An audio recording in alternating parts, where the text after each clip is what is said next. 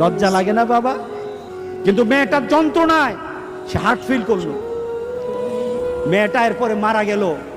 বাবা যখন বাড়িতে ফিরে আসলো, বাবার মাথাটা নোয়া, লজ্জিত একটা মুখ। এখনই আমার মেয়ের সাথে দেখা হলে আমার কানে বাজতেছে, আমার মেয়ে আমাকে বলেছে লজ্জা লাগে না বাবা? আমি কিভাবে আমার মেয়ের সামনে যাব? এই চিন্তা যখন করতেছে, এমন সময় দরজা খোলার সাথে সাথে একটা চিৎকার শুনলো। স্ত্রী চিৎকার বলতেছে, আমার মেয়েটা মারা গেছে। বাবার কানে তখন বাজতেছিল রাতের কথা, লজ্জা লাগে না বাবা? তার জানাজার ব্যবস্থা হলো।